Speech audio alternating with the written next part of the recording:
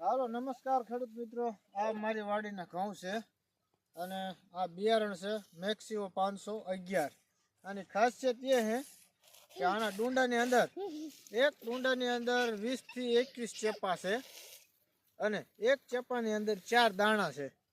જે દાણા થાય છે આપણે 70 થી 75 અને ચેપા હોય છે 21. એક ચેપામાં 80 દાણા ડુંડામાં. આપ જોઈ શકો છો, હું તમને ગણીને બતાવું.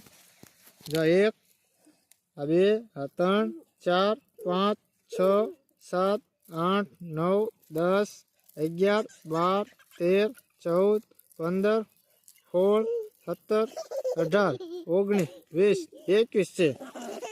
21 ગુણ્યા 3 4 કરવી ને આપણે તો મિનિમમ 75 દાણા હરેક ડુંડામાં છે અને એક ડુંડામાં 21 ચેપા. એટલે 21 ગુણ્યા 4 એટલે 75 80 થાય છે. આની અંદર અમે છાણિયું ખાતર કપાસ વાયો તો ત્યારે ભર્યું હતું. અત્યારે અમે જે માપે આપ્યું છે જાજુ એ પણ નથી આપ્યું. આને અમે પાણી આપ્યા છે ને હવે આને પાણી આપવાનું નથી, કારણ કે પાણી પાણી આપશું તો આમાં હખલો પડી જાય છે. વિડીયો ગમે તો ચેનલને સબસ્ક્રાઈબ કરી દીજો, ફેસબુક પેજને ફોલો કરી દીજો. જય જવાન જય કિસાન. હાલો મિત્રો, જો આ ઘઉં છે અને ઘઉંનો આજે આપણે પોક પાડવાનું ચાલુ કરવાનું છે. અને પોક કાપવા માટે કેવી રીતે કાપવો એ તમે વિડીયોની અંદર જોઈ શકો છો. અમે એવી રીતે પોક કાપીએ છીએ. જો અહીંથી આ રે ને આ ગાંઠ હોય ને અહીંથી આમ કાપી લેવાનું, એટલે બીજું ડુંડું આમાં કોઈ ડેમેજ થતું નથી. અને ઘઉં જ્યારે પોક ક્યાં થાય ત્યારે પોક ખાઈ લેવાનો, કારણ કે પછી 12 મહિને ઘઉં વાત ગઈ. 12 મહિને પાછા શિયાળામાં થાય, ઉતાણીમાં થાય. એટલે અત્યારે પોક કાપીને જેટલો ખવાય ને એટલો ખાઈ લેવાનો, કારણ કે શરીર માટે લીલા ઘઉંનો પોક સારામાં સારો. અને ઘરના ઘઉં હોય એને તો ખાસ કરીને ખાવાનો અને છોકરાઓને પણ ખવડાવવાનો, કારણ કે શરીર માટે સારું. અને ખાસ કરીને આંતરડા માટે કબજિયાત રહેતી હોય, કોઈ આંતરડામાં ઇન્ફેક્શન હોય તો ઘઉંનો પોક છે એ તમારે આંતરડાના ઇન્ફેક્શન માટે અને આંતરડા માટે સારામાં સારો. અને ઝીણો ચાવીને થોડો ખાવાનો.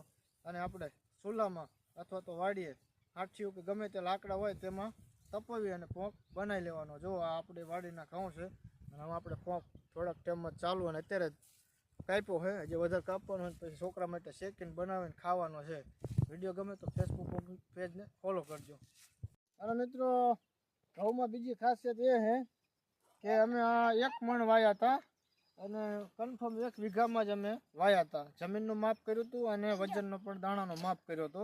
આપ જોઈ શકો છો, આ ઘઉંના બિયારણમાં ખાસિયત એ છે કે આ 1 દાણો છે. હું તમને બતાવું ઉંબળીને જ તે. આ 1 દાણો છે અને 1 દાણાની અંદર કેટલા ડુંડા આવ્યા છે એ પણ હું તમને બતાવું. જો આ 1 આ 2 આ 3 આ 4 આ 5 આ 6 આ 7 આ 8 આ 9 અને આ 10 અને આ 11 અને આ 12 અને આ 13 14 15 અને 16 ડુંડા નીકળ્યા છે એક દાણામાં. અને એક ડુંડીમાં 80 દાણા છે. અને એક ડુંડીમાં આપણે ચેપા, અમે આને સૌરાષ્ટ્રમાં ચેપા કહીએ છીએ, એ આ એક ડુંડીના ચેપા છે 20 થી 21. એક ચેપામાં 4 દાણા એટલે 80 થી 75 દાણા થાય છે. અને આ ઘઉંની અંદર જ્યારે અમે કાઢશું અને તેનું વજન કરશું, કેવો ઉતારો આવ્યો છે એ વિડીયો હું આખો તમને બતાવીશ બનાવીને. અમે આમાં શું ટ્રીટમેન્ટ કરી છે, કયું ખાતર નાખ્યું છે, ક્યારે વાયા છે, કયા સમયે પિયત આપ્યું છે, કેટલા દિવસે પિયત આપ્યું છે, એ બધું હું તમને લોંગ વિડીયોની અંદર બતાવીશ. વિડીયો ગમે તો ચેનલને સબસ્ક્રાઈબ કરી દીજો, ફેસબુક પેજને ફોલો કરી દીજો, એટલે તમને અવારનવાર મારી વાડીના મારા અનુભવ તમને જોવા મળશે. જય જવાન જય કિસાન.